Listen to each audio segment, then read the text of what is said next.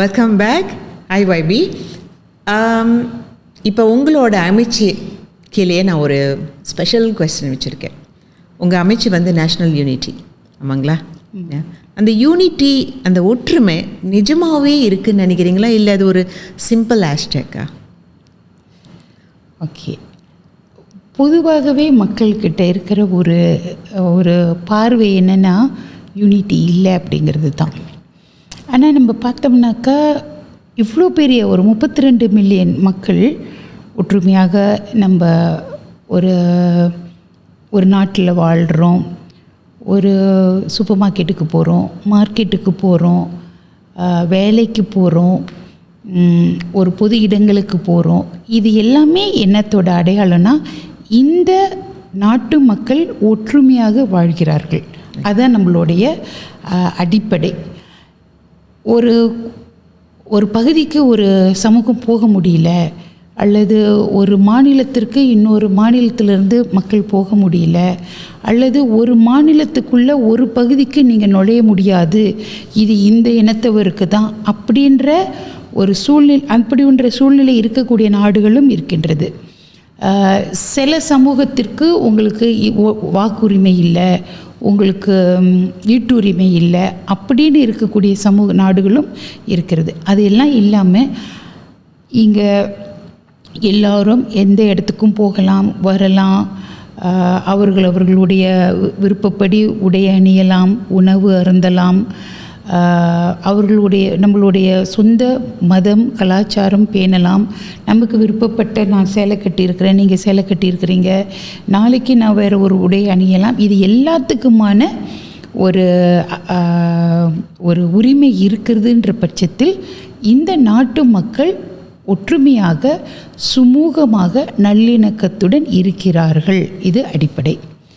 அடுத்து இந்த நல்லிணக்கம், நீங்கள் கேட்ட கேள்வி, இது மேலோட்டமாக இருக்கா, மக்களின் ஆழ்மனதில் இருக்கிறதா, இல்லை அப்படி ஆழ்மனதில் இருக்காம அதற்கு ஏதாவது இல்லை அவங்க ஒரு மேலோட்டமாக இருக்கிறாங்க. இது அடுத்த கேள்வி என்னென்னா, பெரும்பாலான மக்கள் இதை அன்றாட வாழ்க்கையில் இதை நினைக்கிறது கிடையாது. அவங்க வேற இனம், நம்ம வேறன்னு அன்றாட வாழ்க்கையில் நினைக்கிறது இல்லை. ஏதாவது ஒரு சூழ்நிலையில் தான் நான் வேற்று இனம், நீ வேற்று இனம், நம்மளுக்கு இடையில ஒற்றுமை கிடையாது, நம்ம வெவ்வேறு அப்படின்ற ஒரு உணர்வு வந்து ஒரு சில சூழ்நிலைகளில் தான் ஏற்படுது. பொதுவாக அந்த சூழ்நிலைகள் எப்போ ஏற்படுது அப்படின்னாக்கா, எனக்கும் உங்களுக்கும் ஒரு சரி நிகரான ஒரு ட்ரீட்மெண்ட் கிடைக்குதா, நம்மளுக்கு அரசு வாய்ப்புகள் நம்மளுக்கு ரெண்டு பேருக்கும் ஒரே மாதிரி இருக்கா, எனக்கு வந்து வாய்ப்பு கிடைக்கல, அப்போ நான் என்ன செய்வேன், நான் என் இனத்தின் காரணமாகத்தான் எனக்கு கிடைக்கல அப்படின்ற அந்த வருத்தம் ஏற்படுகிறது. ஸோ இது மாதிரி சூழ்நிலைகளின் காரணமாக அந்த வருத்தம் சில சமயத்தில் அது இன்னொரு இனத்தின் மீதான எனக்கு ஏற்படுகின்ற வருத்தம், எனக்கு ஏற்படுகின்ற தாக்கம், அது இன்னொரு மதத்தின் மீதான ஒரு வருத்தத்தை ஏற்படுத்துகிறது. அந்த வருத்தம் நாளடைவில் வளர்ந்து ஒரு இடைவெளியை உருவாக்குது. இதுதான் நம்மளுடைய நம்ம பார்க்குறது. ஸோ இது வருத்தங்கள், மன வேற்றுமைகள்லாம் எவ்வளவு ஆழமாக போயிருக்கு அப்படிங்கிறது வேறொன்றுது அப்படின்றது பார்க்குறது தான் நம்மளுடைய முக்கியமான ஒரு பணி. அது ரொம்ப ஆழமாக வேரூன்றது, இன்னும் ரொம்ப சீக்கிரமாக பரவுது அப்படின்னாக்கா அது ஒரு ஆபத்தின் அறிகுறி. அதெல்லாம் எப்போ ஏற்படும்னாக்கா ஒரு இன்சிடெண்ட், அது சமயம் சார்ந்த இன்சிடெண்ட் இல்லைனாக்கா முக்கியமாக பெரும்பான்மையாக சமயம் சார்ந்ததாக தான் இருக்கும். இப்போ நீங்கள் பார்த்தீங்கன்னா சமீபத்தில் அந்த எரா எஃப்எம் அவங்க அந்த காவடி எடுக்கிறத அவங்க அதை பற்றி ஒரு நகைச்சுவையாக ஒரு சிறுமைப்படுத்தும் விதத்தில் அவங்க நடந்துக்கிட்டாங்கன்றப்ப அவங்க பார்வையில் அது வேற மாதிரி இருக்கலாம், அது நம்மளுடைய பார்வையில் பெரிய குற்றம். அப்போ அது வந்து அதோடு நின்று மாட்டேங்குது. இன்று இருக்கக்கூடிய சோஷியல் மீடியா, இன்று இருக்கக்கூடிய இந்த தொழில்நுட்ப வளர்ச்சியின் காரணமாக இது அப்படியே நம்ம எல்லாருக்கும் ஷேர் பண்ணுறோம். ஷேர் பண்ணுற காலத்தில் ஒரு தீ மாதிரி பரவுது. அந்த பரவ ஆரம்பிக்கின்ற பொழுது அது நிற்குமா தொடர்ந்து பரவுமா அப்படிங்கிறது தான் எங்களுடைய ஒரு வருத்தம். அப்போ அதில் நாங்கள் என்ன முயற்சிகள் மேற்கொள்வோன்னாக்கா, இதை முடிந்த வரைக்கும் இதை கட்டுப்படுத்துவோம்.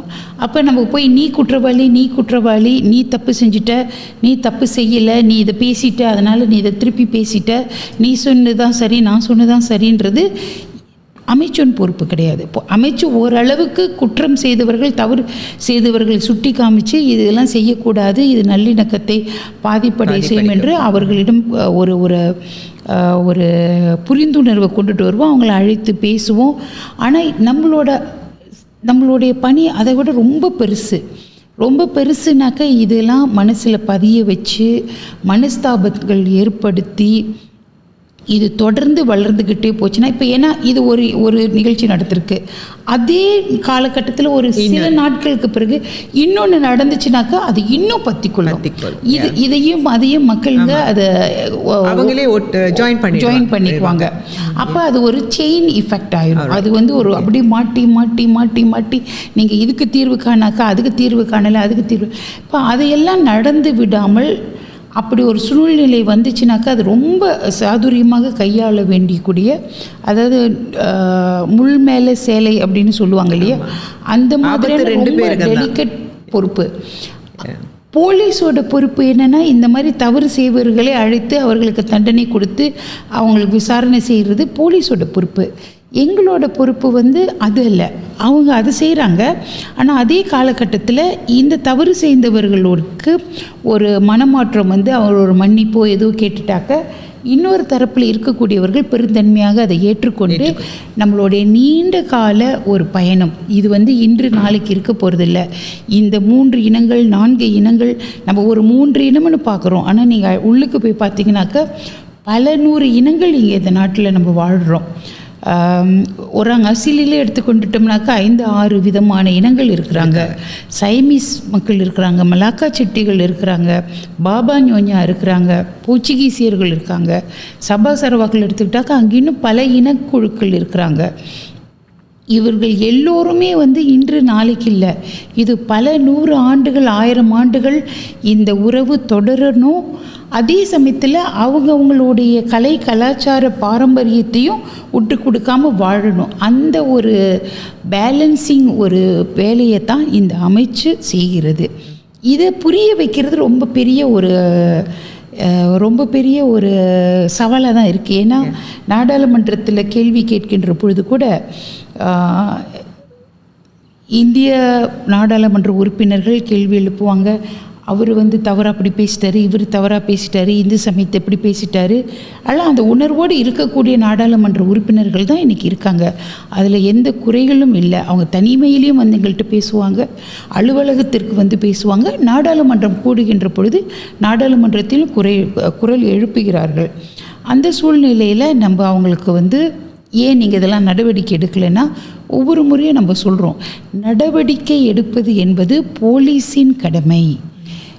அது கூட என்னை வந்து ஒரு சிலர் நான் அந்த விளக்கம் கொடுத்ததற்கு அவங்க அதற்காக என்னை ரொம்ப கண்டனம் தெரிவித்து செய்திகள்லாம் வெளியிட்டிருந்தாங்க. ஒரு அமைச்சின் பணி இது அப்படின்னு நம்ம சொல்கின்ற பொழுது அதுதான் பணி. போலீஸ் தண்டனை நடவடிக்கை எடுப்பாங்க. நம்மளுடைய அமைச்சின் பேர் என்ன? யூனிட்டி இன் டைவர்சிட்டி, ஹார்மனி இன் டைவர்சிட்டி. நல்லிணக்கம் இருக்கணும், ஒற்றுமை இருக்கணும், அதற்கு அடிப்படையில் நம்மளுக்கு விட்டு கொடுக்கும் மனப்பக்குவம் இருக்கணும். இதையெல்லாம் கொண்டு வருவதற்கு நாங்கள் நிகழ்ச்சிகள் எல்லாம் உருவாக்கணும். நாடு தழுவிய அளவில் நம்ம போய் அவர்களுடைய நிகழ்ச்சியில் கலந்து கொண்டு ஒற்றுமையின் பெருமைகளை எடுத்து சொல்லணும்.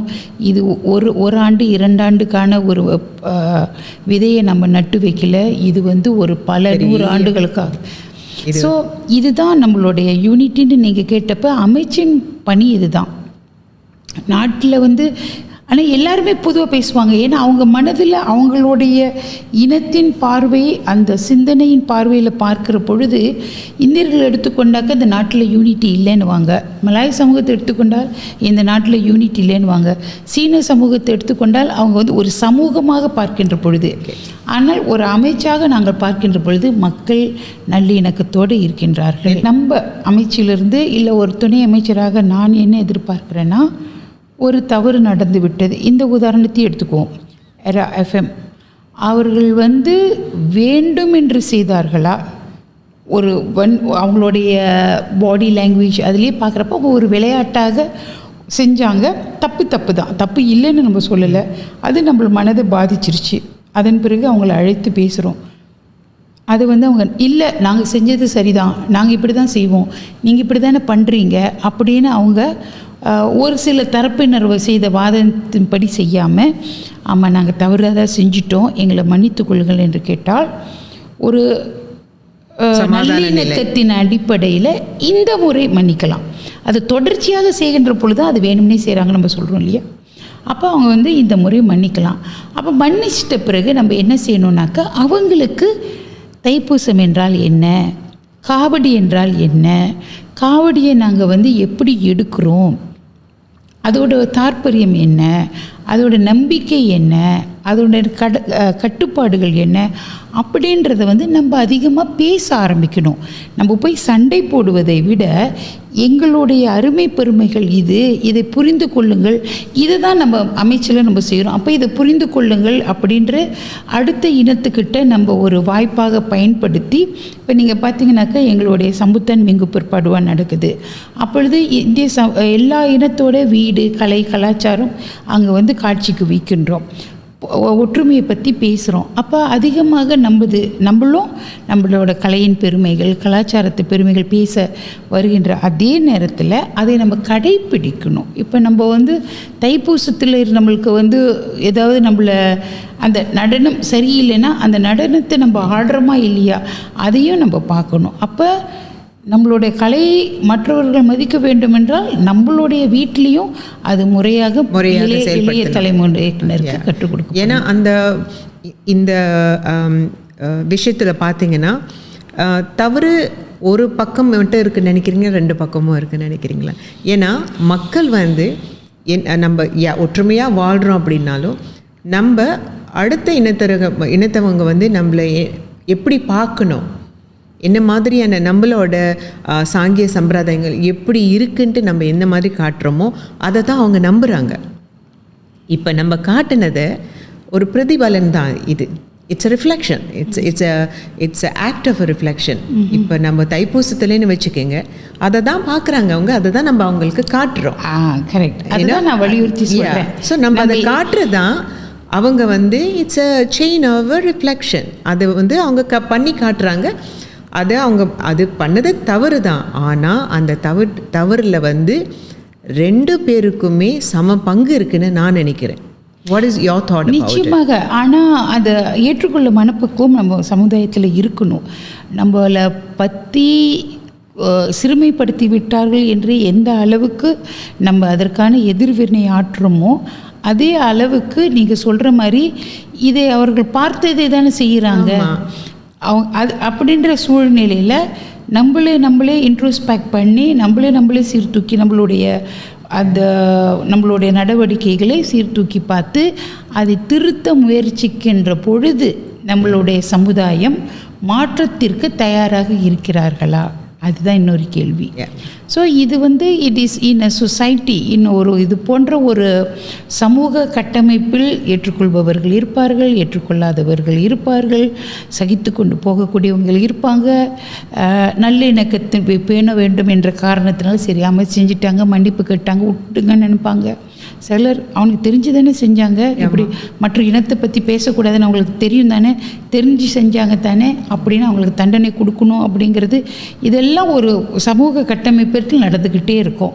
ஆனால் எல்லாத்துக்கும் மையப்புள்ளி நாம் எதை செய்தாலும் எதை வெளிப்படுத்தினாலும் தேசத்தின் ஒற்றுமை, சமூகத்திற்கிடையிலான நல்லிணக்கத்தை மனதில் வைத்து கொண்டு செயல்படுத்தணும். இல்லைன்னா கலவரம் எதனால் வந்துச்சு? ஆமாம், கலவரம் ஒரு தேர்தல் முடிவு. அந்த தேர்தல் முடிவை ஒரு சாரார் வெற்றி பெற்றது. அது ஒரு இனம் சீனர்கள் அதிகமாக வெற்றி பெற்று விட்டார்கள் என்ற ஒரு அச்சத்தை மலாய் சமூகத்திடம் ஏற்படுத்தியது. அது போன்ற ஒரு வெற்றி விழா கொண்டாடப்பட்டது. அதில் சில சக்திகள் இந்த மாதிரி பிரச்சனைகளில் நம்மளோட அந்த சூழ்நிலையில் அதை ஒரு வாய்ப்பாக பயன்படுத்தி கொண்டு சில சக்திகள் உள்ளுக்கு நுழைந்து அதை ஒரு சந்தர்ப்பவாதிகள் என்று சந்தர்ப்பவாதிகள் சொல்லலாம். சிலர் இதை பயன்படுத்தி நம்மள ஒரு அரசியல் லாபம் அடையலாம். ஏன்னா இப்பொழுது நீங்கள் முன்பு கேட்டது போல் ஒரு தேர்தல் வருகின்ற பொழுது வெறும் நம்மளுடைய இப்போ நான் அவ்வளோ நேரம் சொல்லிக்கிட்டு இருந்தேன், இதற்கு முந்தைய எபிசோட்லேயும் சொல்லியிருக்கேன், இதெல்லாம் நாங்கள் செஞ்சுருக்குறோம் நம்ம சொல்லிக்கிட்டே வருகின்ற பொழுது இன்னொரு பக்கம் அவங்க என்ன மத இனவாத அடிப்படையில் இன்னொருத்தவங்க பேசிக்கிட்டே வருவாங்க. ஸோ இனவாத அடிப்படையிலான ஒரு பிரச்சாரம், நம்மளுடைய சேவைகள் அடிப்படையிலான பிரச்சாரம், இதுதான் ரெண்டும் வந்து மோதும். அப்போ அது அவங்களுடைய கை ஓங்க வேண்டும் என்றால் சில தப்பான செயல்களை கூட செய்யக்கூடியவர்கள் இருக்கிறார்கள். அதுபோல தான் மே 13 கலவரம் உருவானுச்சு. மே 13 கலவரத்துக்கு பிறகு தான் இந்த அமைச்சே முதல்ல உருவாக்கப்பட்டது. முதல் அமைச்சராக சம்பந்தனார் அவர்கள் முதல் ஒற்றுமைத்துறை அமைச்சராக இருந்தார். ஸோ நீங்கள் பார்த்தீங்கன்னாக்க ஒரு சின்ன விஷயம், ஒரு தேர்தல் வெற்றி, அதன் வெற்றி கொண்டாட்டம் ஒரு நாட்டையே ஒரு உலுக்கியது, ஸ்தம்பிக்க வச்சுது. நாட்டில் ஊரடங்கு சட்டம் போடப்பட்டது, நாடாளுமன்றம் முடக்கப்பட்டது, மக்கள் வெளியில் வராமல் எமர்ஜென்சி டிக்ளேர் பண்ணப்பட்டது. அதெல்லாம் மீண்டும் வந்துச்சுனாக்க ஒவ்வொரு மனிதருக்கும் பாதிப்பு, ஒவ்வொருவருக்கும் பாதிப்பு. எனக்கு பாதிப்பு உனக்கு பாதிப்பு என்பதில்லை. இப்போ கோவிட் வந்த பொழுது எல்லாரையும் பாதிச்சிச்சு. ஒரு ஊரடங்கு அப்படின்னு போடுறப்ப எல்லாரையும் பாதிக்குது, தொழில்துறை பாதிக்குது, எல்லோரும் பாதிப்படைவோம். அதோட பாதிப்புகள் நீண்ட காலமாக இருக்கும். அதனால தான் நம்ம எப்பயும் சொல்கிறோம், ஒற்றுமையை ஒரு மையப்புள்ளியாக வைத்துக்கொண்டு எதை வேணாலும் நம்ம பேசலாம். பேச்சுரிமை இருக்கிறது, நமக்கு சுதந்திரம் இருக்கிறது. அதை நம்ம இந்த கட்டுப்பாட்டுக்குள் செஞ்சோம்னாக்கா எல்லாமே சரிதான். ஓகே, அடுத்த கொஸ்டின்ஸ். இந்த அரசாங்கத்தில் வந்து மக்கள் வந்து அதே டிவைடட். ஏன்னா முன்னாள் அரசாங்கம், இப்போ உள்ள அரசாங்கம். ஓகே, மக்கள் வந்து அப்படி பார்க்க போகிறதில்ல. ஏன்னா அவங்களுக்கு பிடிச்ச அரசாங்கத்துக்கிட்ட தான் அவங்க வந்து இன்னமும் ஒரு ஒபீடியனாக இருப்பாங்க. இல்லை, இப்போ ஃபுட்பால் டீம் மாதிரி ஆர்சனல் அண்ட் மான்செஸ்டர் எடுத்துக்கிட்டிங்கன்னா அவங்களாக தான் இருக்குவாங்க தவிர அந்த என்ன தான் நடந்தாலும் அடுத்த கட்சிக்கு மாற மாட்டாங்க. அந்த மாதிரி இருக்கிற பட்சத்தில் இந்த மக்கள் அதே டிவைடட். ஓகே, இது வந்து ஒரு இன்டர்நேஷ்னல் ஃபெனோமினா. அதாவது ஆளும் கட்சிக்கு ஒரு தரப்பு ஆதரவாக இருப்பாங்க, எதிர்கட்சிக்கு ஒரு தரப்பு ஆதரவாக இருப்பாங்க. இதன் முதல் தடவை எதிர்கட்சி முழுமையாக ஆட்சிக்கு வந்திருக்குது. 2018 துன் மகாதிர் தலைமையில் வந்தப்போ கூட அதில் இன்னும் முழுமையாக அதை கூட நம்ம முதல் கட்டமாக எடுத்துக்கொள்ளலாம், இது இரண்டாவது கட்டமாக எடுத்துக்கொள்ளலாம். ஆனாக்கா இன்றைக்கி நீங்கள் பார்த்தீங்கன்னாக்கா இதுதான் முதல் முறை மலேசிய சரித்திரத்தில் ஒரு பல்லின கட்சியின் தலைவர் பிரதமராக வந்திருக்காரு. நம்ம 2018 ஆட்சி மாற்றம் ஏற்பட்டாலும் பெர்சாத்து வந்து ஒரு மலாய் சமூகத்தின் கட்சி, அதன் தலைவராக அதன் ஆலோசகராக இருந்து துன் மகாதிர் தான் அது பிரதமராக வந்தார். ஸோ இதுதான் சரித்திரத்தில் முதல் முறை. அப்போ நீங்கள் பார்க்கின்ற பொழுது மக்கள் ஆதரவாகவும் இருப்பாங்க. அதாவது அந்த கொள்கைக்கு ஆதரவாக இருப்பாங்க, கொள்கைக்கு எதிர்ப்பாக இருப்பாங்க. இப்போ பல இன கட்சியை சார்ந்த ஒருவர் பிரதமராக வருகின்ற பொழுது அவருடைய சிந்தனைகள் பல இன மக்களுக்காக இருக்கும், இல்லை டிமாண்ட் அதிகமாக இருக்கும். நீங்கள் எங்களுக்கும் தானே பிரதமர், எங்களுக்கும் தானே கட்சியின் தலைவர் அப்படின்னு அந்த டிமாண்ட் அதிகமாக இருக்கும். அப்போ நம்மளுடைய உரிமை பாதுகாக்கப்படுமா அப்படின்ற இந்த கொள்கை அடிப்படையில் எதிர்க்கக்கூடியவர்கள் இருப்பாங்க.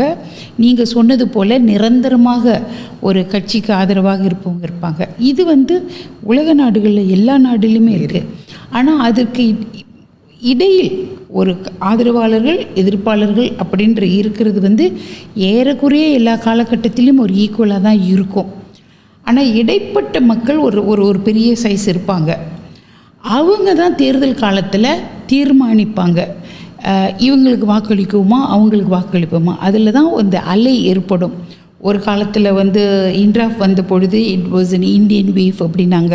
கடந்த 2015 தேர்தலில் வந்து 15வது பொது தேர்தல் 2022 ஆண்டு இது இஸ் அ க்ரீன் வேவ் அப்படின்னாங்க. ஸோ அது மாதிரியான ஒரு அலை ஏற்படும். அந்த அலை ஒரு சித்தாந்தத்தின் அடிப்படையில் இருக்கின்ற பட்சத்தில் அதாவது சித்தாந்தம்னாக்கா இந்த அரசாங்கம் முறையாக செயல்பட்டிருக்கா, முறையாக செயல்படலையா என்று அந்த அடிப்படையில் இருக்கின்ற பட்சத்தில் எந்த பாதிப்பும் இல்லை. அவங்க யாரை வேணாலும் ஆதரிக்கலாம்.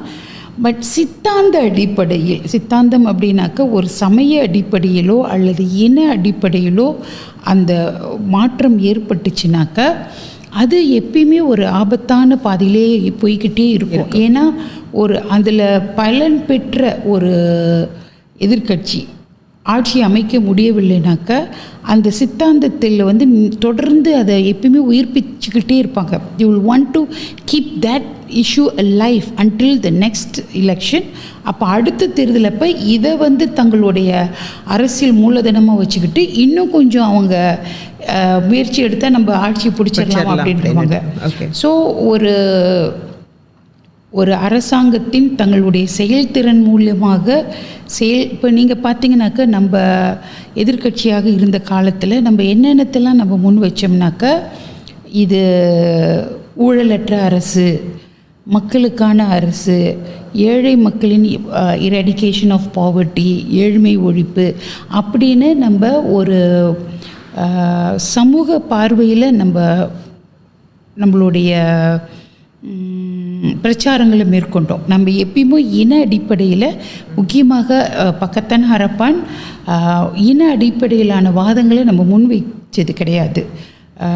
அந்த இனத்துக்கு நீங்கள் கவனமாக இருக்கணும், இந்த இனத்துக்கு கவனமாக இருக்கணும். ஏன்னா எல்லாமே முக்கியமாக பிரதான கட்சிகளாக இருந்த டிஏபியும் பிகேஆருமே பல இன மக்களை உறுப்பினர்களாக கொண்ட கட்சிகள்.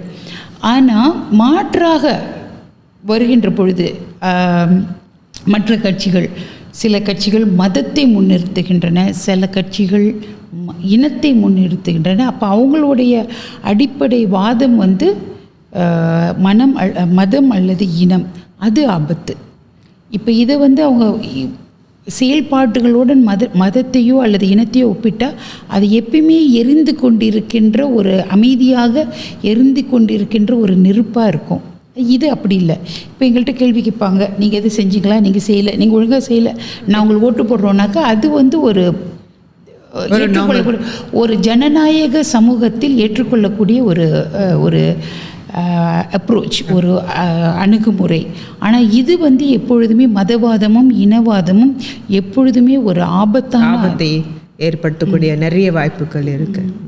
அப்போ மக்கள் இந்த அடிப்படையில் பிரிந்திருந்தாங்கனாக்க, இப்போ நீங்கள் கேட்டீங்க 2 டீம் விளையாடுறாங்க, மான்செஸ்டர் யுனைடெட் நல்லா விளையாடுது, ஆர்சனல் இன்னும் நல்லா விளையாடுறாங்க, இல்லை வேறு இன்னொரு டீம் இவங்களோட நல்லா விளையாடுறாங்க, பிளேயர்ஸ் நல்லா விளையாடுறாங்க, இவங்களுடைய பிளேயர்ஸ் இன்னும் பவர்ஃபுல்லாக இருக்காங்க. அந்த அடிப்படையில் அவங்களுடைய விருப்பம் வெறுப்பு இருந்துச்சுன்னா அது ஓகே. இல்லை, இங்கே இருக்கிறவங்க இந்த இனத்தை சார்ந்தவர்கள், அங்கே இருக்கிறவங்க அந்த இனத்தை சார்ந்தவங்க, அதனால் நான் இன அடிப்படையில் நான் இந்த டீமுக்கு நான் ஆதரவு கொடுக்குறேன் அப்படின்னு சொன்னால் அங்கே ஒரு ஃபுட்பாலோடைய சித்தாந்தமே அடிபட்டு விடும் இல்லையா? அதோட அந்த ஃபுட்பாலோட ஸ்பாட்டிங் ஸ்பிரிட்டே அதோட அடிபட்டு தகர்ந்து போயிடும். ஆமாம்.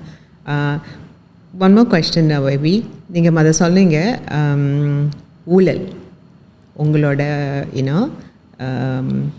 எந்த அளவுக்கு இந்த நாட்டில் ஊழல் குறைஞ்சிருக்குன்னு நினைக்கிறீங்க? ஏன்னா அழிக்க முடியாது இல்லையா, ஆனால் எந்த அளவுக்கு குறைஞ்சிருக்குன்னு நினைக்கிறீங்க உங்கள் அரசு வந்த பிறகு? எந்த அளவுக்கு நீங்கள் குறைச்சிருக்கீங்க?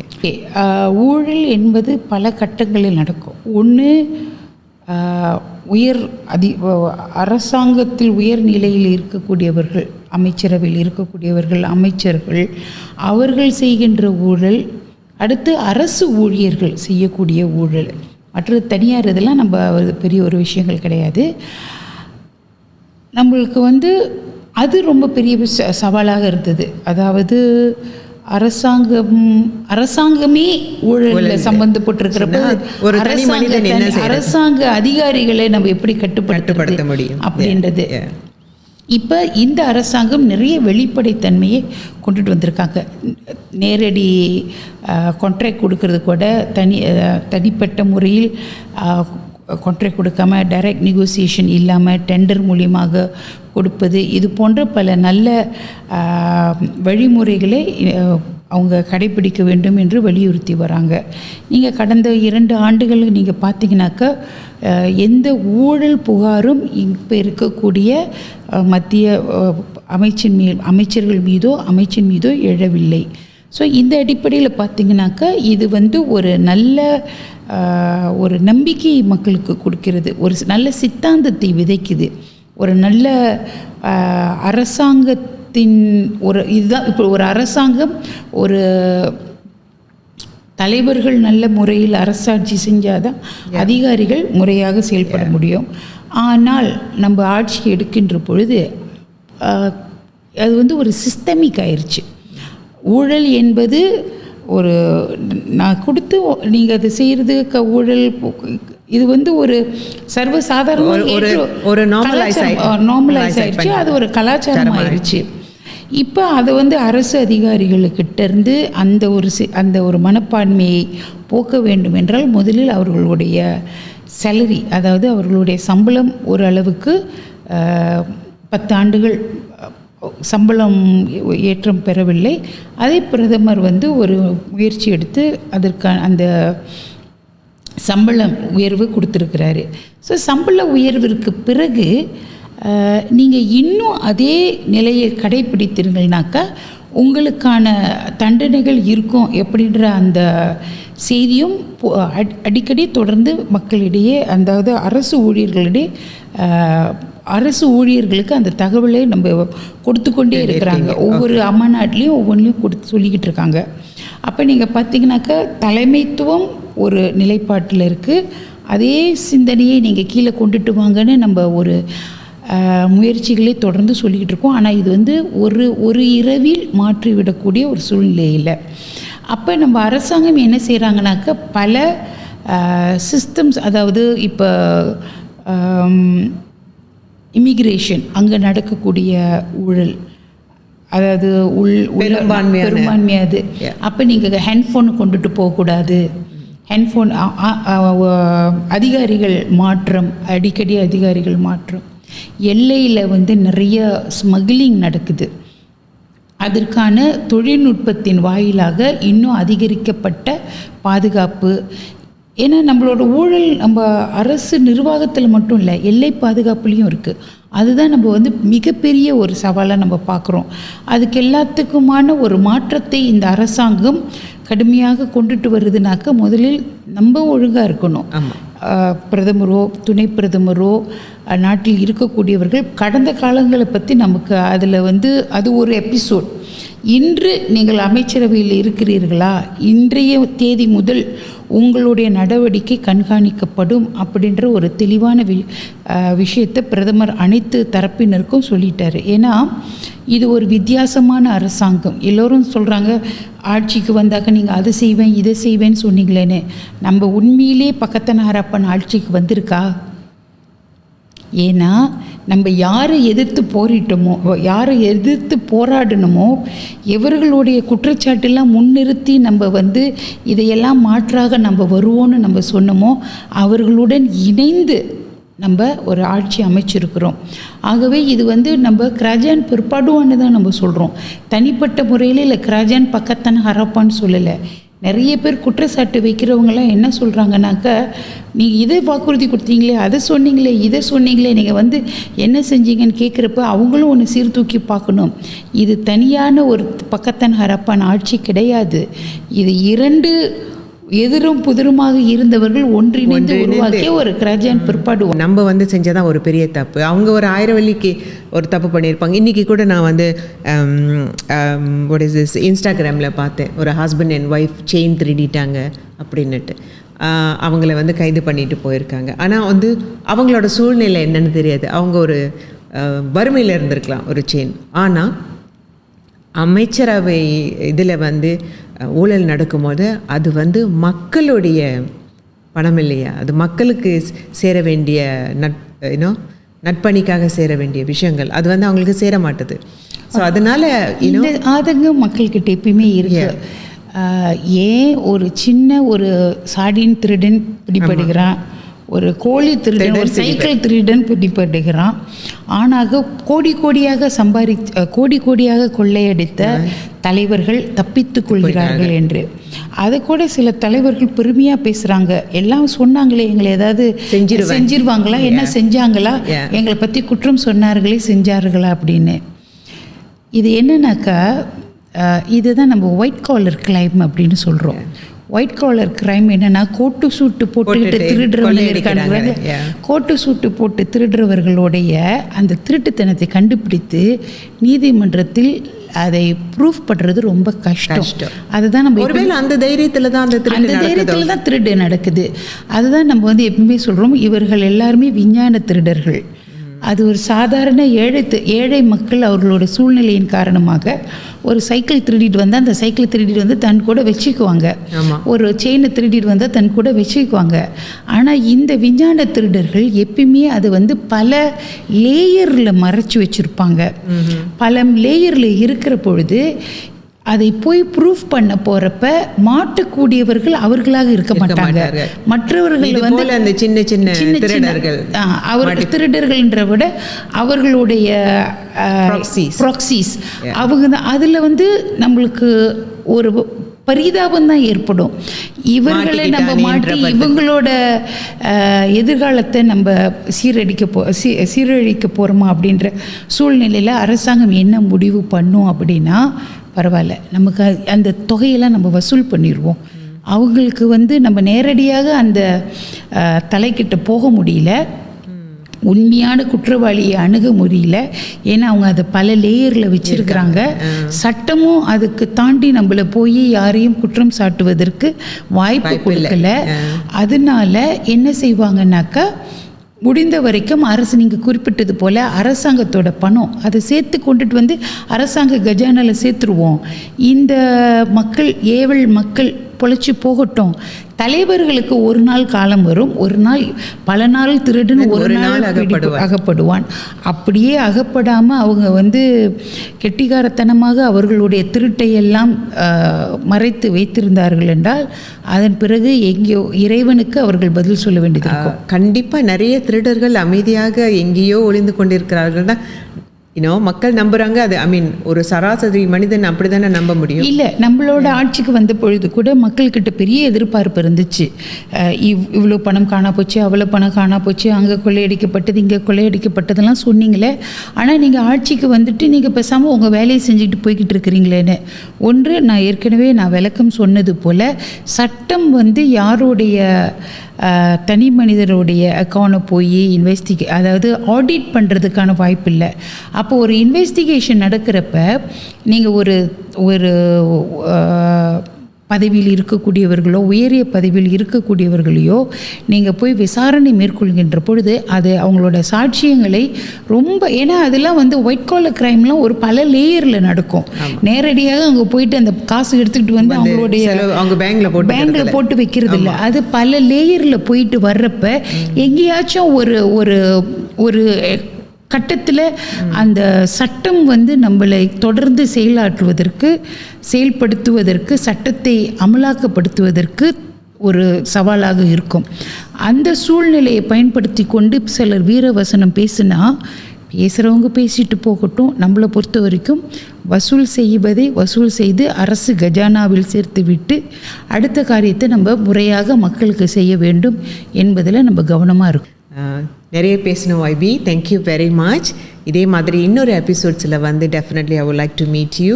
There's more questions that I have in my mind. கண்டிப்பாக இன்னும் நிறைய விஷயங்கள் உங்ககிட்டருந்து கொத்த முடியும்னு நான் நினைக்கிறேன். So I will meet you in another episode. வர மரம் குத்தி இன்னும் ஆழமாக குத்தி கொண்டே போகுது. இது பலருக்கு நெருடலாக இருக்கும். மனசாட்சி உள்ளவங்களுக்கு மனசாட்சியை உறுத்தும். இருந்தாலும் மரம் கொத்தி இன்னும் ஆழமாக போகலாம் அப்படின்னு நான் நினைக்கிறேன்.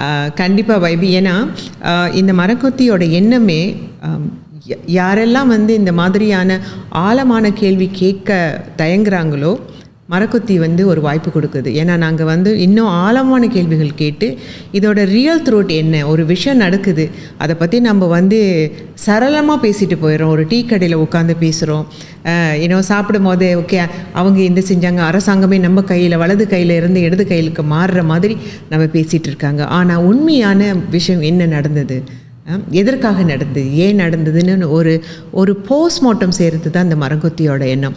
கண்டிப்பாக அது ஆழமாக போய்கொண்டே தான் இருக்கும், அது நிறுத்த போகிறது கிடையாது. இந்த மரங்கொத்தியின் எண்ணமும் அதுதான். ஸோ இந்த வாரத்தில் நாங்கள் வந்து கேட்ட மாதிரி நிறைய கேள்விகள் கொஞ்சம் டீப்பாக போயிருக்கோம். உங்களுக்கு இதில் கேள்விகள் ஏதாச்சும் இருந்துச்சுன்னா கேட்குறதுக்கு தயவுசெய்து வந்து கமெண்டில் போடுங்க. என்ன மாதிரியான கேள்விகளை நம்ம கேட்கலாம் இவங்கக்கிட்ட, இன்னும் உங்களோட ஆதங்கம் என்ன இருக்குது. இப்போ நம்ம பேசின மாதிரி ஊழல்கள் பற்றி நிறைய பேசியிருக்கோம், இது வந்து ஒரு ஜெனரலாக தான் பேசியிருக்கோம். இன்னும் டீப்பாக போகணுங்களா, உங்களோட கொஸ்டின் எங்களுக்கு ட்ராப் பண்ணுங்கள். With another episode, I'll see you all next week. Don't forget to subscribe our channel மரங்கொத்தி and press the bell icon so that நாங்கள் செய்கிற எபிசோட் உங்களை வெகு விரைவில் வந்து சேரும். See you all next week.